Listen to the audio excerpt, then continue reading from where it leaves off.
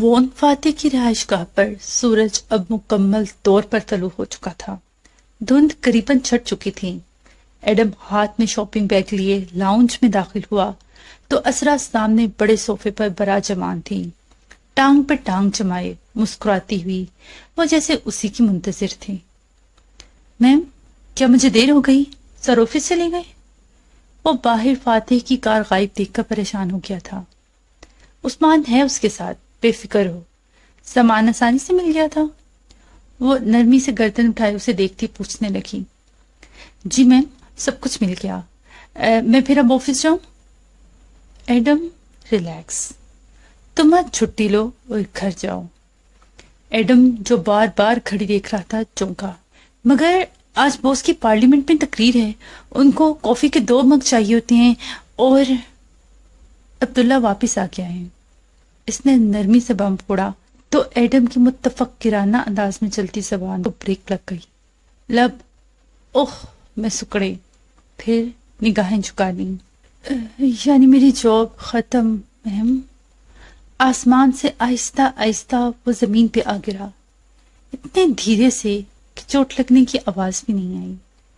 ہاں، مگر ایش تمہارے اور تمہاری ماں کے لیے نوکری کا بندوبست کر رہا ہے۔ عبداللہ تمہارے ہی محلے کا ہے نا؟ کوئی نوکری ملی تو عبداللہ تمہیں بتا دے گا۔ یہ پیسے رکھ لو، یہ تنخواہ کے علاوہ ہیں۔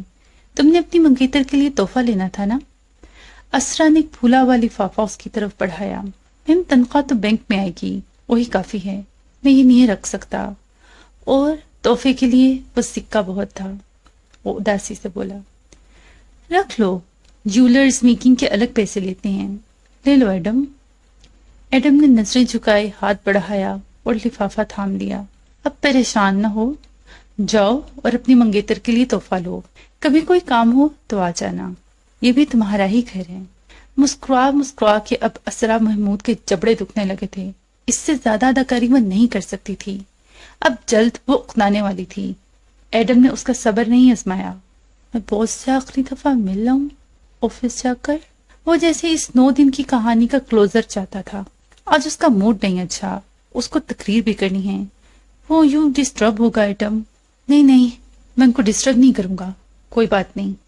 وہ فوراً سنبھل گیا، اپنا مقام یاد آ گیا، پھر اسے خدا حافظ کہہ کر لفافہ تھامے باہر نکل آیا۔ اسرا نے گہری سانس لی اور ریموٹ اٹھا کے ٹی وی لگا لیا۔ سارے مسئلے ختم ہوئے۔ ایڈم باہر آ کر خالی خالی سا اطراف میں دیکھنے لگا۔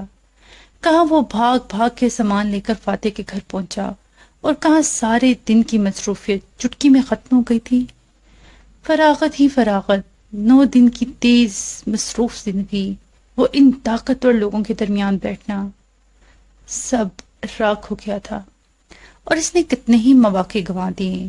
نہ تالیہ مراد کے بارے میں فاتح سے پوچھ سکا کہ وہ واقعی پولیس آفیسر ہے یا نہیں، نہ ہی عثمان کے بارے میں فاتح کو آگاہ کر سکا کہ وہ جھوٹ بول کے اشر سے ملنے جاتا رہتا ہے۔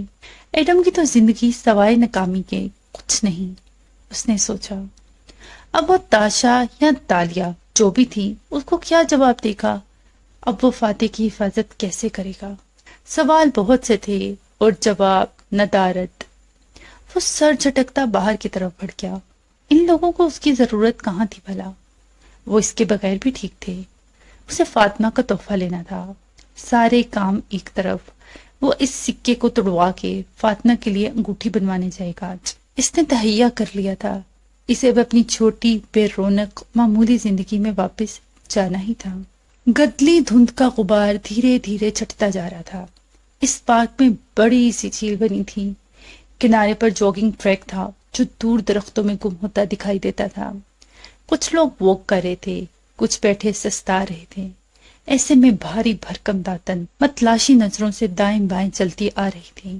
دفعتاً ایک بینچ کے سامنے وہ رکی، اس پہ تالیہ بیٹھی تھی، سفید منی کوٹ پہنے، سر ہاتھوں میں گرائے۔ یعنی تمہیں شکار بازوں کی داستان پہ یقین آ ہی گیا، اور اب تم پوری کہانی دوبارہ میرے منہ سے سننا۔ اسرا نے میرے ساتھ کھیل کھیلا ہے۔ اس نے جھٹکے سے سر اٹھایا تو اس کا چہرہ دیکھ کر داتن چونکی۔ اس کی آنکھیں اور ناک سرخ پڑے تھے، وہ سخت ہرٹ لگ رہی تھی۔ کیا ہوا؟ داتن پریشانی سے ساتھ بیٹھی اس کے کندھے پہ ہاتھ رکھا۔ اسرا نے مجھے جلدی بلوایا، تاکہ میں پینٹنگ مکمل کر لوں، اور پھر وہ غائب ہو گئی تاکہ وان فاتح مجھے ڈانٹیں، اور انہوں نے مجھے چور کہا، بددیانت، جھوٹی اور فراڈ کہا۔ یہ سب تو ہم ہیں تالیہ۔ تالیہ نے سلگتی نظروں سے اسے دیکھا۔ مگر انہوں نے مجھ پر کسی فائل کی چوری کا الزام لگایا جو میں نے نہیں چرائی۔ یہ زیادتی ہے۔ وہ اٹھ کھڑی ہوئی۔ سامنے وسیع جھیل تھی اور ساتھ ٹریک۔ وہ سینے پہ بازو لپیٹے خفا خفا سی جھیل کنارے چلنے لگی۔ داتن نے اس کا پرس اٹھایا اور پیچھے لپکی۔ یعنی اب وہ تمہیں اپنے گھر نہیں آنے دیں گے؟ چلو اچھا ہوا، اس سکے سے جان چھٹی۔ اس سکے کے لیے ان کے گھر جانے کی ضرورت بھی نہیں ہے، وہ ایڈم کے پاس ہے اور اسے میں سنبھال لوں گی۔ مگر داتن، انہوں نے مجھ پر الزام لگایا۔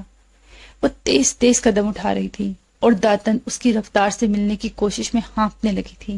تالیہ کی اس طرف جھیل تھی جو دھوپ میں چمک رہی تھی۔ داتن تالیہ کو دیکھنا چاہتی تو تیز آتی روشنی آنکھوں کو چندھیا دیتی۔ اس سامنے دیکھتے ہوئے پھولے سانسوں کے درمیان کہنے لگی، تم نے کون سا دوبارہ ان سے ملنا ہے جو ان کی باتیں اہمیت رکھیں؟ اسرا نے مجھے پھنسایا ہے، وہ جانتی ہے کس نے فائل چرائی ہے، یقیناً اس کے بھائی نے۔ اور اگر وہ بے خبر ہوتی تو اپنے شوہر کی فائل چرانے والی لڑکی سے پینٹنگ مکمل نہ کرواتی۔ اس نے اصل چور کو بچانے کے لیے یہ سب کیا ہے۔ مجھے وہ فائل فاتح کو واپس لا کے دینی ہے۔ وہ جھیل کے سرے پر چل رہی تھی، سنہری چوٹی کندھے پہ آگے ڈال رکھی تھی جس سے ناراض لٹیں نکل کے گردن کو چھو رہی تھیں۔ پہلے گھائل غزال اور اب یہ فائل۔ فاتح کے مسائل تمہارے مسائل نہیں ہیں تالیہ۔ دھاتن کا سر پیٹ لینے کا دل چاہا۔ گھائل غزال کو بھی میں دیکھ لوں گی، مگر وہ جو بھی فائل ہے وہ اس کے لیے ضروری ہے۔ وہ رکی اور داتن کی طرف گھومی۔ اب دھوپ میں چمکتی جھیل اس کے پیچھے تھی جس کے باعث وہ اندھیرے میں نظر آ رہی تھی۔ داتن نے ماتھے پر ہاتھ کا چھجا بنا کر اسے دیکھا۔ تمہیں ابھی سکہ بھی ڈھونڈنا ہے اور سمی کو بھی سنبھالنا ہے۔ ایسے میں تم سب چھوڑ کے وہ فائل اشر سے چرانا چاہتی ہو؟ کس نے کہا ہے کہ میں اسے چراؤں گی؟ وہ پہلی دفعہ مسکرائی۔ وہ ایسے صرف تب مسکراتی تھی جب اس کے پاس پلان ہوتا تھا، اور تالیہ کے پاس ہمیشہ پلان ہوتا تھا۔ پھر کون؟ حالم۔ اندھیرے میں کھڑی تالیہ مسکرائی۔ کرنیں اس کے اطراف سے نکل کر سامنے پڑ رہی تھیں۔ حالم واپس لائے گا وہ فائل۔ داتن پدوکا کی آنکھیں پوری کھل گئیں۔ چھجا بنایا ہاتھ نیچے گر گیا۔ تم حالم کو اس معاملے میں لانا چاہتی ہو؟ ہم نے پچھلے سال ایک ممبر پارلیمنٹ فارس ڈینیل کی بیوی کا لاکٹ چرایا تھا اور حالم نے بھاری رقم لے کر لاکٹ واپس لا دیا تھا۔ آگے تمہیں معلوم ہے کہ فارس صاحب کو کیسے استعمال کرنا ہے۔ وان فاتح نے تمہاری توہین کی، تم پھر بھی اس کے ساتھ اچائی کیوں کرنا چاہتی ہو تالیہ؟ تالیہ کے طرف سے اتنی تیز دھوپ نکل رہی تھی کہ اس کا چہرہ تاریک لگ رہا تھا۔ داتن اس کے تاثرات نہیں دیکھ پا رہی تھی، مگر اس کی آواز، اس میں عجیب جادوئی پن تھا، کیونکہ ایک دن آئے گا جب وہ مجھے کہیں گے کہ میں ان کے ساتھ رہوں۔ ان کو میری ضرورت ہے۔ میں اس دن کے انتظار میں وہ وعدہ نبھا رہی ہوں جو ابھی انہوں نے مجھ سے لینا ہے۔ اور عقب میں سورج کی کرنیں جھیل کے پانی پہ رقص کر رہی تھیں، گویا سونے کا چمکتا ہوا ڈھیر ہو جو حد نگاہ تک پھیلا ہو۔ 2 دن سے چھائے گدلی دھند اب چھٹ رہی تھی اور دن طلوع ہو رہا تھا۔ ملیشین پارلیمنٹ کی عمارت میں ایک اونچا ٹاور تھا جو ایک زمانے میں شہر کا بلند ترین ٹاور ہوا کرتا تھا۔ یہ ملی کرنسی کے سکے پہ بھی نقش کیا ہے، مگر کم لوگ جانتے ہیں کہ اونچے ٹاور میں سے ورکرز کے آفس وغیرہ ہیں، اور اس کے ساتھ جو بظاہر چھوٹی ٹینٹ نما عمارت بنی ہیں، پارلیمنٹ اور سینٹ کے ایوان دراصل اس میں موجود ہیں۔ اس وقت وان فاتح پارکنگ میں رکی کار سے باہر نکل رہا تھا۔ گرے سوٹ میں ملبوس، بالوں کو دائیں طرف جمائے، وہ اصلی مسکراہٹ چہرے پہ سجائے ہوئے تھا۔ میرے کافی کا دوسرا مگ کہاں ہے؟ عثمان سے چھوٹتے ہی پوچھا تو عثمان گڑبڑا گیا۔ سوری سر، یہ عبداللہ کی ڈیوٹی ہے اور وہ پہنچا نہیں ہے ابھی تک۔ تو ایڈم کہاں ہے؟ فاتح نے صرف آئی برو اٹھایا، نہ غصہ نہ اکتاہٹ۔ سر وہ بھی شاید چھٹی پر۔ Very poor management. بغیر غصے کے تبصرہ کیا اور آگے بڑھ گیا۔ سامنے ہی سوٹ اور روایتی لباس ٹوپیوں میں موجود افراد عمارت میں داخل ہوتے نظر آ رہے تھے۔ فاتح کو دیکھتے ہی بہت سے اس کی طرف بڑھے۔ وہ بھی مسکراتا ہوا ان کے قریب آیا، سر کے خم سے سلام کا جواب دیا۔ اکثریت ممبرز پارلیمنٹ کی تھی۔ وان فاتح، آپ کے گھر سنا ہے چوری ہو گئی؟ کوئی کاغذات وغیرہ تھے؟ پولیس میں رپورٹ کی؟ اللہ کرے زیادہ نقصان نہ ہوا ہو۔ فاتح کی مسکراہٹ برقرار رہی، سر کے خم کے ساتھ شکریہ، زیادہ مسئلہ نہیں ہے کہہ کے آگے بڑھتا گیا۔ جیسے ہی عمارت کے اندر لفٹ تک پہنچا، اس کی مسکراہٹ غائب ہوئی اور قدرے برہمی سے وہ عثمان کی طرف پلٹا۔ یہ بات ساری دنیا کو کیسے معلوم ہوئی؟ پتہ کرتا ہوں سر۔ وہ فوراً واپس دوڑا اور فاتح نے سر جھٹکتے ہوئے لفٹ کا بٹن دبا دیا۔ ملے پارلیمنٹ کے ساتھ بنے اونچے ٹاور میں اپوزیشن پارٹیز کو جو فلور ملے تھے وہ 13ویں اور 14ویں تھے، جس بات کا اکثر مذاق بنایا جاتا تھا کیونکہ یہ بدقسمت نمبرز سمجھے جاتے تھے۔ ایسے ہی ایک بدقسمت فلور پر وہ اپنے آفس میں داخل ہوا ہی تھا کہ عثمان واپس آیا۔ ابھی آدھا گھنٹہ قبل۔ وہ ہانپ رہا تھا۔ سب ممبرز پارلیمنٹ کو ان کے ورک ای میل پر میلز ملی ہیں جس پر ایک جعلی خبر بنا کے لکھا گیا ہے کہ آپ کے گھر چوری ہوئی ہے۔ اشر، اس نے دل میں سوچا اور عثمان کو جانے کا اشارہ کر دیا اور اپنی ڈائری کھول لی۔ اب وہ آفس میں اکیلا تھا، نفیس سا آفس جو لیڈر آف دی اپوزیشن کو ملا کرتا تھا۔ پچھلے سال اپوزیشن کے لیڈر نے، جو کہ فی الوقت باریسن نیشنل کا چیئرمین بھی تھا، اس منصب سے استعفیٰ دے دیا تھا، جس کے بعد اپوزیشن نے وان فاتح کو اپوزیشن لیڈر چنا تھا۔ پچھلے 1 سال سے یہ اس کا آفس تھا۔ دروازے پر آہٹ ہوئی تو اس نے نوٹس سے نظر اٹھائی۔ عبداللطیف صاحب چوکھٹ میں کھڑے تھے۔ سفید بالوں اور جنا کیپ والے عبداللطیف روایتی لباس میں ملبوس تھے۔ فاتح نے اینک اتاری، نوٹس رکھے اور مسکرا کے ان کو اندر آنے کا اشارہ کیا۔ یہ چوری کا کیا قصہ ہے؟ وہ کرسی سنبھالتے ہوئے پوچھنے لگے۔ ملاقہ والے گھر کے ڈاکومنٹس غائب ہو گئے ہیں۔ قوی امکان ہے کہ اشر نے یہ کیا ہے، مگر خیر، اس نے شانے اچکائے، مل جائیں گے۔ مگر اشر نے یہ کیا کیسے؟ وہ حیران ہوئے تھے۔ کھڑکی کے بلائنڈز بند ہونے کے باعث آفس میں نیم اندھیرا سا تھا، مگر فاتح کا چہرہ پھر بھی روشن دکھائی دیتا تھا۔ 1849 میں ایک آدمی ہوتا تھا امریکہ میں، ولیم تھامسن نام کا۔ وہ مسکراتے ہوئے گویا ہوا، بظاہر بڑا قیمتی لباس پہنے متاثر کن سا لگتا تھا۔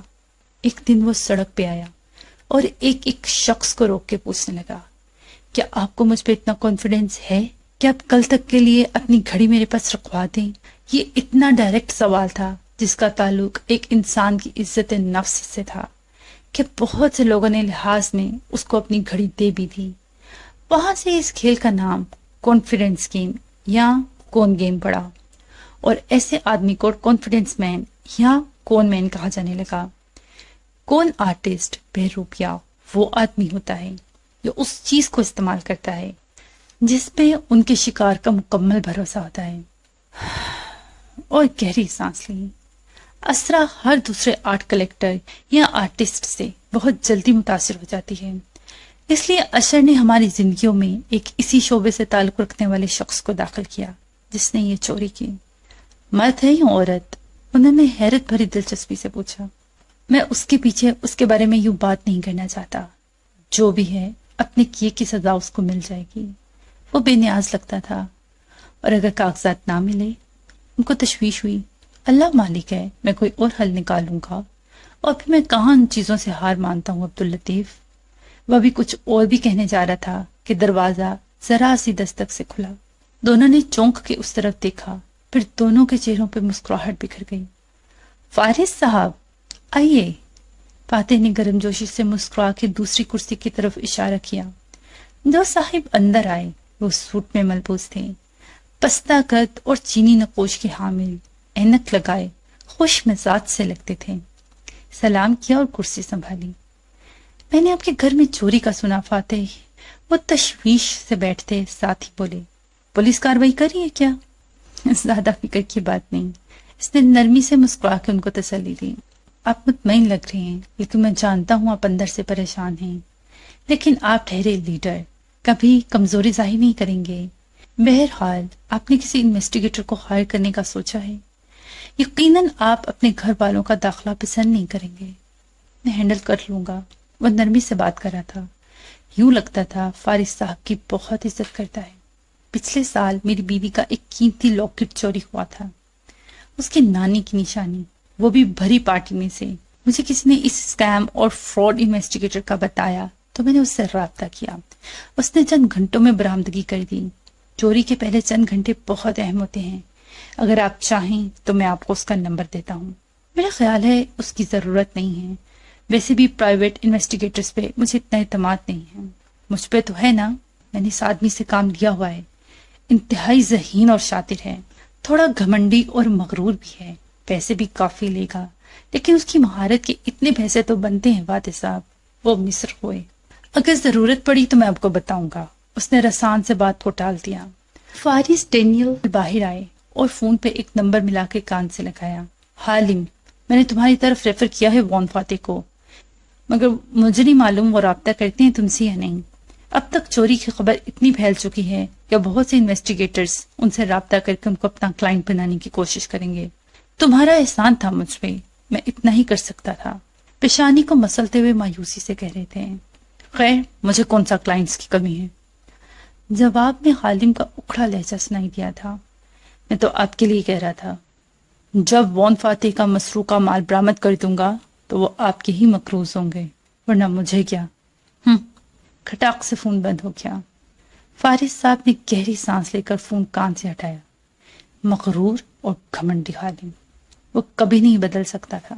وہ کوالالمپور کا ایک مصروف بازار تھا، درمیان میں پتھریلی روش تھی جس پہ خریدار چلتے دکھائی دے رہے تھے۔ ایسے میں ایک دکان کے آگے چھتری تلے کرسیاں میز لگی تھیں، جن میں سے ایک پہ تالیہ بیٹھی تھی اور ابھی ابھی اس نے ہوں کہہ کر فون بند کیا تھا۔ داتن نے ناپسندیدگی سے اسے دیکھا۔ اگر حالم اپنے سابقہ کلائنٹ کو تھوڑی خوش اخلاقی دکھا دے تو حالم کا کیا جاتا ہے؟ کس خوشی میں؟ حالم کا مارکیٹ میں کوئی امیج ہے، کوئی روب ہے، اسے ختم تھوڑی کرنا ہے۔ وہ نروٹھے پن سے بولی، ٹیک لگائے ٹانگ پہ ٹانگ جمائے بیٹھی تھی۔ سفید کوٹ اتار دیا اور زرد فروک نما قمیض دکھائی دے رہی تھی۔ سنہری چوٹی آگے کو ڈال رکھی تھی۔ خیر، میں نے ای میلز کر کے 10 منٹ میں سارے پارلیمان میں چوری کی خبر پھیلا دی تھی۔ فارس سمجھا ہوگا کہ حالم کو بھی اسی طرح اڑتے اڑتے خبر ملی ہے اور وہ کلائنٹ بنانا چاہ رہے ہیں۔ کیا کہہ رہا تھا وہ؟ فاتح پھنس کیا؟ دیکھتے ہیں، وہ پر امید تھی۔ پھر گھڑی دیکھی، ایڈم آنے والا ہوگا، تم اب جاؤ اور کام شروع کرو۔ ہمیں معلوم کرنا ہے کہ کس نے فائل چرائی۔ ابھی تو فاتح نے بھی ہائر ہی نہیں کیا۔ کہا نا، مجھے وہ وعدہ نبھانا ہے جو اس نے مجھ سے کبھی مستقبل میں لینا ہے۔ جاؤ موٹی، کام شروع کرو۔ داتن ناک سکوڑ کے اٹھ کھڑی ہوئی اور وہ بیگ اٹھا لیا۔ یہ وہ پہلا کیس ہوگا جو حالم ایمانداری سے حل کرے گا، کیونکہ پچھلے ہر کیس میں حالم خود ہی چور ہوتا تھا۔ چڑانے کو بولی مگر تالیہ نے اثر نہیں لیا۔ بس میز پہ رکھا سفید ہیٹ اٹھا کے سنہری بالوں پہ رکھ لیا اور چہرے کے سامنے اخبار پھیلا لیا، گویا اب وہ چند منٹ یہاں سستانا چاہتی تھی۔ تالیہ! زیادہ دیر نہیں گزری جب ایڈم کی آواز پر اس نے اخبار ہٹا کے دیکھا۔ وہ سادہ پینٹ شرٹ میں ملبوس، ہاتھ میں شاپنگ بیگ اٹھائے سامنے والی کرسی کھینچ رہا تھا۔ کن پٹی پہ پسینے کے قطرے تھے، گویا دھوپ میں چل کے آ رہا ہو۔ تم نے اس بازار میں ملنے کے لیے کیوں کہا؟ تالیہ نے ایک نظر شاپنگ بیگ پہ ڈالی جو اس نے میز پر رکھ دیا تھا۔ دراصل میں یہاں آیا ہوا تھا، اگر کہیں دور ملتا تو بس کا کرایہ بہت لگ جاتا۔ وہ سادگی سے کہہ کر بیٹھ گیا۔ چہرے پہ شفاف سی مسکراہٹ تھی۔ میری جاب ختم ہو گئی آج تالیہ۔ آج کیوں؟ وہ چونکی، ابھی تو 2 دن رہتے تھے، کیونکہ عبداللہ واپس آ گیا ہے۔ خیر، میرے نزدیک تمہارے 11 دن ابھی ختم نہیں ہوئے، تمہاری جاب جاری ہے۔ وہ ٹیک لگائے سر پہ ترچھا ہیٹ رکھے مسکرا کے بولی۔ اوکے، وہ ہلکا سا مسکرایا۔ اب مجھے کیا کرنا ہوگا؟ وہ پرجوش اور متجسس تھا، تاپیہ دار سا تاپیہ تھا۔ ہمیں رپورٹ ملی ہے کہ وان فاتح کے دشمن صرف وان فاتح کے پیچھے نہیں ہیں، بلکہ وہ اس گھر میں موجود ایک قدیم آرٹیفیکٹ کو بھی حاصل کرنا چاہتے ہیں۔ تم نے جب فاتح صاحب سے میرا ذکر کیا ہوگا تو انہوں نے بتایا تو ہوگا نا؟ گہری آنکھیں ایڈم پہ جمی تھیں۔ اس نے نفی میں سر ہلایا۔ میں ان سے مل بھی نہیں سکا اور پوچھنا عجیب سا لگتا تھا۔ شکر۔ خیر، تم ان کے لیے اجنبی ہو، ظاہر ہے وہ نہیں بتائیں گے۔ تالیہ نے سکون کی سانس لی۔ یہ انٹیک پیس فی الوقت ان کے پاس موجود نہیں ہیں اور وان فاتح نہیں جانتے کہ وہ کہاں گیا۔ یہ دیکھو، کیا تم اس کو پہچانتے ہو؟ اس نے کاغذ کھول کر ایڈم کے سامنے رکھا۔ وہ پولیس رپورٹ لگتی تھی، نیشنل ٹرائر، قومی ورثہ اور ساتھ ہی اس کی تاریخی اہمیت۔ مگر ایڈم کی نظر پرنٹڈ تصویر پر جم گئی۔ سنہرے رنگ کا سکہ، اس کا دماغ بھگ سے اڑ گیا. یہ تو اس نے بکھلا کے تالیہ کو دیکھا. یہ تو مسز اسرا نے مجھے دے دیا تھا. اوہ. تالیہ نے لفظ اکھیڑے. شاید اسرا فاتح صاحب کو بتانا بھول گئی. خیر ایڈم، تمہیں وہ سرکار کو واپس کرنا ہوگا کیونکہ وہ سرکاری خزانہ ہے. مجھے نہیں معلوم تھا کہ وہ سرکاری خزانہ ہے. وہ پریشان نظر آنے لگا تھا. اس میں تمہارا کوئی قصور نہیں ایڈم، بلکہ سرکاری خزانہ واپس لوٹانے پر سرکار تمہیں بونس دے گی. اور رسان سے اس کو تسلی دینا چاہ رہی تھی، مگر میں نے اس کو توڑوا کر اپنی منگیتر کے لیے ابھی انگوٹھی بنوائی ہے. تالیہ. تالیہ کا سارا سکون اور اعتماد غارت ہوا. دماغ بھگ سے اڑا. واٹ؟ وہ کرنٹ کھا کر سیدھی ہوئی. آنکھیں پھٹی کی پھٹی رہ گئی.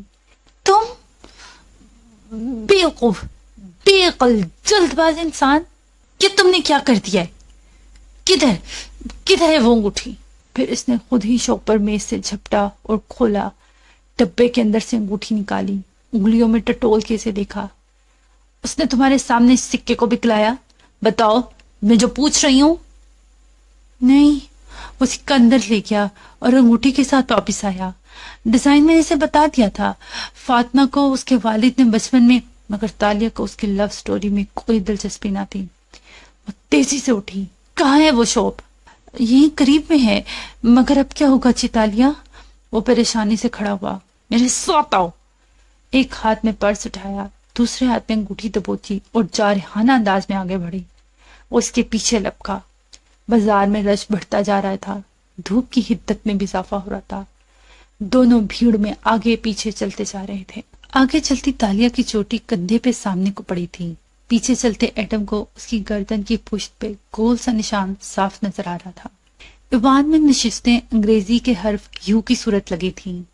مرکزی مقام پر اسپیکر کا اونچا چبوترا تھا، جہاں وہ اپنی بلند کرسی پہ بیٹھا کاغذات کو اینک لگا کے پڑھ رہا تھا. اولین نشستوں پر وزیر اعظم بیٹھی نظر آ رہی تھی. گردن کھڑائے، سر پہ سٹول لیے وہ بت کی طرح بیٹھا کرتی تھی. اوپر ہال میں یوں ہی کی صورت میں گیلری بنی تھی جہاں کرسیاں بچھی تھیں. رپورٹرز اور حاضرین وہاں بیٹھے ایوان کی کاروائی دیکھ رہے تھے. پارلیمنٹ کسی بھی جمہوری ملک کا سب سے بڑا ادارہ ہوتا ہے. جمہور کا مطلب ہے عوام.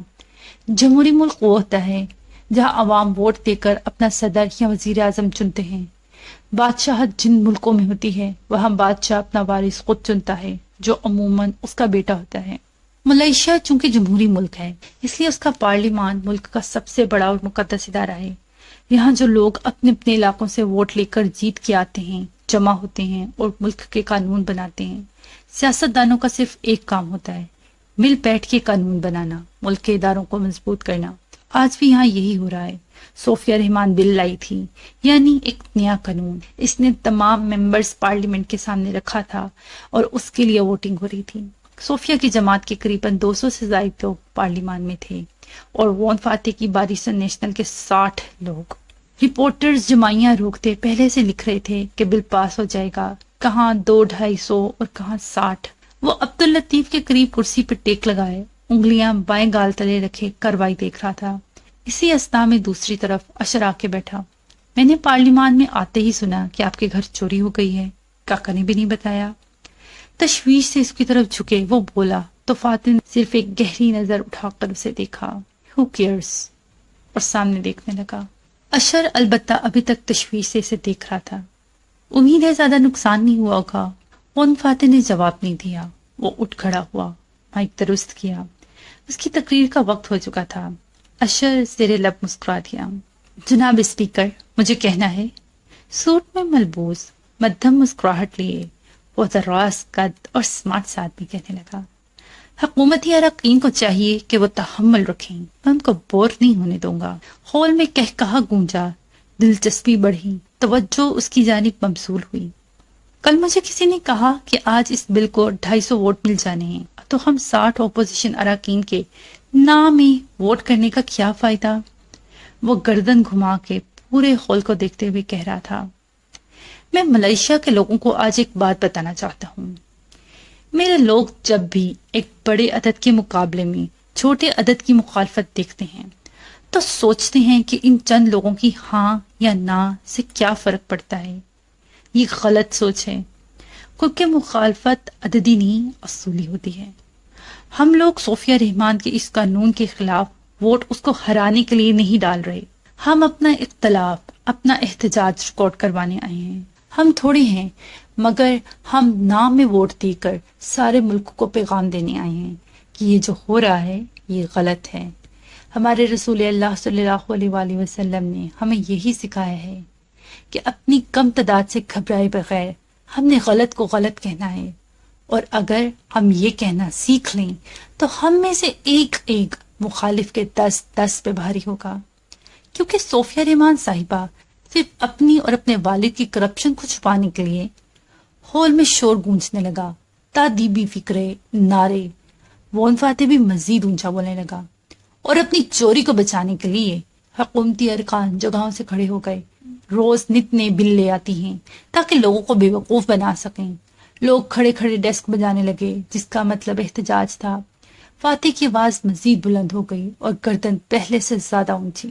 مگر پردھان منتری صاحبہ یاد رکھیے گا، جب تک وہ فاتح رامزل زندہ ہے وہ آپ سے آپ کی چوری کا حساب مانگتا رہے گا، اور ایک دن آپ کو اس ملک میں سر چھپانے کی جگہ نہیں ملے گی۔ کسی نے بل کی کاپیاں ہوا میں اڑائیں، کسی نے فائلیں نیچے گرائیں۔ اپوزیشن کے 60 اراکین کاغذ اچھالتے ہوئے نعرے بھی لگا رہے تھے، اور اسی کے ساتھ ہم اس بل کی مخالفت میں ایوان سے واک آؤٹ کرتے ہیں کہہ کر وہ مائک پہ جھکا اور ڈیسک پہ 2 دفعہ زور سے ہاتھ مارا، پھر سیدھا ہوا اور نشست کے پیچھے سے نکل آیا۔